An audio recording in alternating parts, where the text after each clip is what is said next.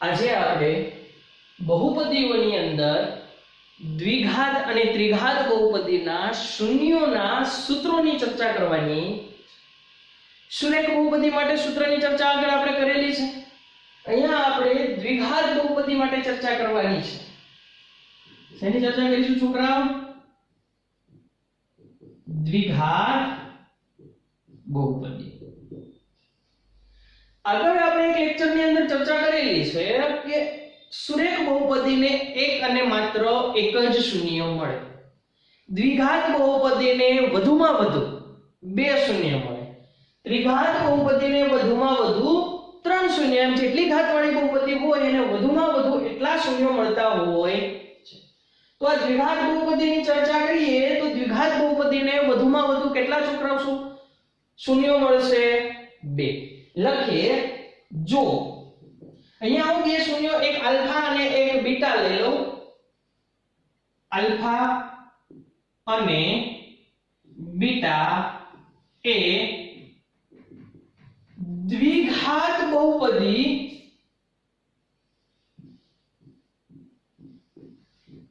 p of x બરાબર આપણે બધાય દ્વિઘાત બહુપદીનું વ્યાપક સ્વરૂપ જાણીએ છીએ. કયું છે? ax² plus bx plus c, જ્યાં a is not equal to 0 ના શૂન્ય હોય તો આ આલ્ફા અને બીટા એ બહુપદી જે દ્વિઘાત બહુપદી છે એના શૂન્ય છે એવું આપણને કહી દીધું છે. તો શું? શૂન્યનો સરવાળો અને ગુણાકાર. દ્વિઘાત બહુપદીના શૂન્યનો સરવાળો. શૂન્ય કયા છે? બે. Alpha plus beta. બંને શૂન્યોનો સરવાળો કેટલો મળશે? તો કે માઈનસ b ના છેદમાં a બરાબર આ માઈનસ b આપણું શું છે? x સાથે ગુણાયેલું એટલે કે x નો સહગુણક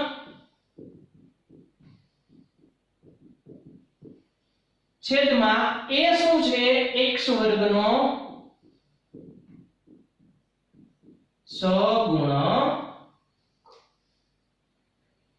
આ એક સૂત્ર મળ્યું. બીજું, શૂન્યોનો સરવાળા પછી આવશે શૂન્યોનો ગુણાકાર. શૂન્યનો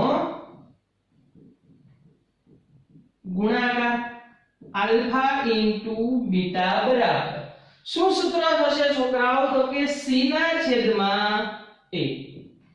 જ્યાં આપણો c શું છે? અચળ પદ. છેદમાં a શું છે? x વર્ગનો સહગુણક. આ દ્વિઘાત બહુપદીની વાત. દ્વિઘાત બહુપદી પછી આવશે ત્રિઘાત બહુપદી. જોઈએ.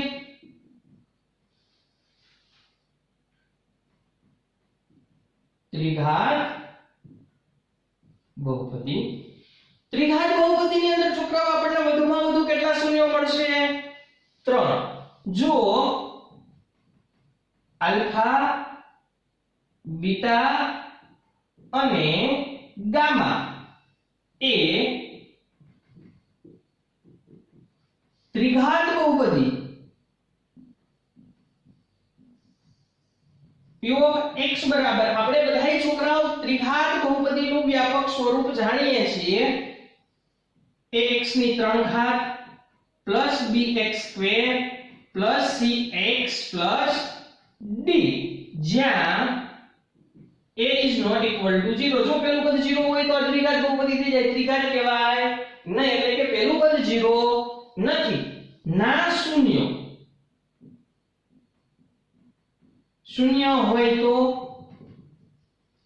એટલે કે આપણને જે આ ત્રિઘાત બહુપદી આપી છે છોકરાઓ ax³ bx² cx d, આ બહુપદીમાં જો આલ્ફા બીટા અને ગામા ત્રણેય એના શૂન્યો છે એવું કહી દીધું છે હોય તો આપણે ત્રણેય શૂન્યોનો સંબંધ ચકાસવાનો છે, એટલે કે શૂન્યોનો સરવાળો સૌપ્રથમ કરીશું.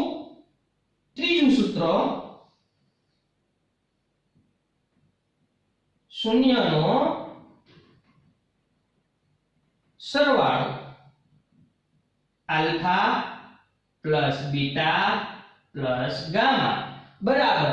આપણને છોકરાઓ શૂન્યોના સરવાળા માટે કયું સૂત્ર મળશે? તો કે માઈનસ બી ના છેદમાં a. અહીંયા જે છે h, પરંતુ આ જે b અને a દ્વિઘાતમાં જે દર્શાવે છે અને b અને a અહીંયા ત્રિઘાતમાં દર્શાવે છે એ જુદા જુદા છે. માઈનસ આમાં b શું થશે? x વર્ગનો સહગુણક છે. x વર્ગનો સહગુણક, નીચે એ આવશે x ની 3 ઘાતનો સહગુણક. આ થયા શૂન્યોનો સરવાળો. હવે જોઈએ બબે શૂન્યોના ગુણાકારનો સરવાળો. ચોથું, બે શૂન્યોના ગુણાકારનો સરવાળો બરાબર આલ્ફા ઇન્ટુ બીટા. બે શૂન્યોના ગુણાકાર કરવાના ક્રમિક અને એનો કરતું જવાનું સરવાળો alpha into beta plus beta into gamma plus gamma into alpha અથવા તો આલ્ફા ઇન્ટુ ગામા બરાબર આ બબે શૂન્યોના ગુણાકારના સરવાળાનું સૂત્ર થશે c ના છેદમાં a બરાબર. અહીંયા નીચે લખું છું વ્યવસ્થિત. આપણી પાસે વ્યાપક સ્વરૂપમાં જુઓ c શું છે? તો કે x નો સહગુણક અને નીચે a આવશે x ની 3 ઘાતનો સહગુણક. આ થઈ ગયું બબે શૂન્યોના ગુણાકારનો સરવાળાનું સૂત્ર. એની આગળ જોઈએ પાંચમું સૂત્ર, શૂન્યોના ગુણાકાર. શૂન્યોનો ગુણાકાર alpha into beta into gamma બરાબર શૂન્યોના ગુણાકારનું સૂત્ર થશે માઈનસ ડી ના છેદમાં a. માઈનસ ડી આપણું છે અચળ પદ અને a છે x ની 3 ઘાતનો સહગુણક. વ્યવસ્થિત જોઈએ આપણી પાસે અત્યારે આટલા સૂત્રો છે. આપણે એક સૂત્ર આવું આગળ ભણી ગયા સુરેખ બહુપદીનું, એના પછી દ્વિઘાત અને ત્રિઘાત. આટલા સૂત્રો છે એ આપણે આ ચેપ્ટરની અંદર આવે છે અને આટલા સૂત્રો આપણે તૈયાર કરવાના છે. 5 અને 1 આગળ એટલે 6. વ્યવસ્થિત જોઈએ દ્વિઘાત બહુપદી. દ્વિઘાત બહુપદીના બે શૂન્યો મળે. આલ્ફા અને બીટા એ દ્વિઘાત બહુપદી. p of x વ્યાપક સ્વરૂપ છે x² + bx + c.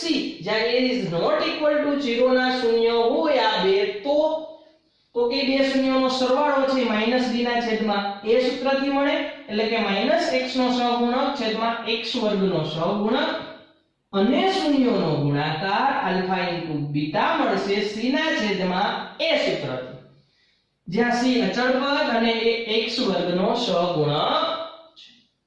એવું જ દ્વિઘાત બહુપદી માટે છોકરાઓ મહત્તમ 3 આપણને મળશે શૂન્યો આલ્ફા બીટા અને ગામા. એ ત્રિઘાત બહુપદી ax³ + bx² + cx + d, જ્યાં a is not equal to 0 ના જો શૂન્ય હોય તો શૂન્યનો સરવાળો આલ્ફા + બીટા + ગામા નું સૂત્ર થશે -d ના છેદમાં a, જ્યાં આપણા માપડો b છે તે x વર્ગનો સહગુણક થશે, એટલે કે -x વર્ગનો સહગુણક છેદમાં a છે એ થશે x ની 3 ઘાતનો સહગુણક. ચોથું જોઈએ બે શૂન્યોના ગુણાકારનો સરવાળો alpha into beta + beta into gamma + gamma into alpha બરાબર સૂત્ર થશે c ના છેદમાં a. x નો સહગુણક નીચે a એટલે આપણું છે x ની 3 ઘાતનો સહગુણક. ને ત્રિઘાત બહુપદી માટે શૂન્યોનો ગુણાકાર alpha into beta into gamma બરાબર -d ના છેદમાં a. -d એટલે થશે અચળ પદ અને a એટલે થશે x ની 3 ઘાતનો સહગુણક. આ યાદ રાખવા માટે છોકરાઓ એક બહુ સરસ મજાની ટ્રીક છે. દરેકની અંદર સૂત્રમાં નીચે જુઓ શું આવે છે a. ઉપલું શું છે એ તમારે યાદ રાખવાનું છે. દ્વિઘાત હોય તો a શું થાય x ના વર્ગનો, ત્રિઘાત હોય તો શું થાય x ની 3 ઘાતનો સહગુણક. માત્ર ઉપર શું આવે છે અને ક્યાં માઈનસ નિશાની આવે છે અને ક્યાં નથી આવતી વ્યવસ્થિત રીતે તમારે બધા સૂત્રો લખી અને પાકા કરવાના છે.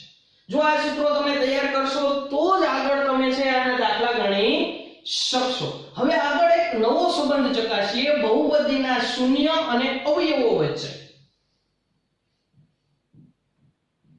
બહુપદીના શૂન્ય અને અવયવ તો કેવી રીતના મળશે? તો કે જો p of x ના શૂન્યમાંથી, p of x શું છે આપણી બહુપદી, જો બહુપદી p of x ના શક્ય શૂન્ય જેટલા એના શૂન્ય મળતા હોય એમાંથી લખીએ. જો બહુપદી p of x ના શક્ય શૂન્યમાંથી, શક્ય શૂન્ય અહીંયા શા માટે કીધા? તો કે જો આ દ્વિઘાત બહુપદી હશે તો 2 શક્ય શૂન્ય થાય, ત્રિઘાત બહુપદી હશે તો 3 શક્ય શૂન્ય થાય, ચતુર્થ ઘાત બહુપદી હોય તો એના 4 શક્ય અવયવો થાય.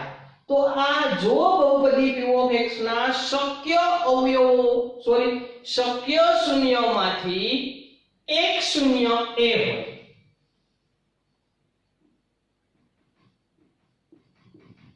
એક શૂન્ય a હોય તો જો બહુપદી p of x ના જેટલા શક્ય શૂન્યો છે દરેક શક્ય શૂન્યમાંથી કોઈ પણ એક શૂન્ય a હોય તો x - a એ બહુપદીનો અવયવ. અહીંયા આપણને એક શૂન્ય a ની જગ્યાએ 4 આપ્યું હોય તો આ બહુપદી જે છે p of x એનો એક અવયવ શું થશે x - 4. 15 હોય એની જગ્યાએ તો x - 15. આ આપણે દાખલા ગણશું ત્યારે બહુ વ્યવસ્થિત રીતે તમને સમજાશે. આ બહુપદીના શૂન્ય અને અવયવોની મદદથી આ સંબંધને આધારે પણ આપણે દાખલા અંદર ઘણા બધા આવે છે. આટલું સરસ રીતે તમારી બુકમાં લખી નાખો, જુઓ, પછી આગળ વધીએ. ત્યાંથી આગળ વધીએ આપણે છોકરાઓ. જે આપણે બહુપદીઓ માટે સૂત્ર તાળવા એવા જ 9મા ધોરણની અંદર બહુપદી ચેપ્ટરની અંદર નિત્ય સમો આવતા. અહીંયા પણ આપણે એનો ઘણી બધી જગ્યાએ અવયવો પાડવામાં અથવા તો x y z તરીકે ઘણી બધી જગ્યાએ આપણે નિત્ય સમનો ઉપયોગ કરવાનો. દરેકે દરેક નિત્ય સમ તમને 9મા ધોરણની અંદર બહુ વ્યવસ્થિત રીતે સમજાવેલા છે.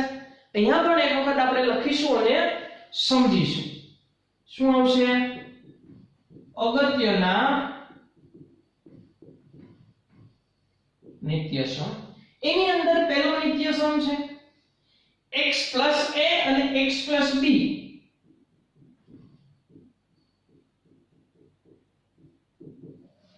x આ બે અવયવો થયા. આપણે છેલ્લે અવયવોની જે ચર્ચા કરી હતી ને આગળ કે જો બહુપદીનું શૂન્ય a હોય તો x - a એનો એક અવયવ થાય.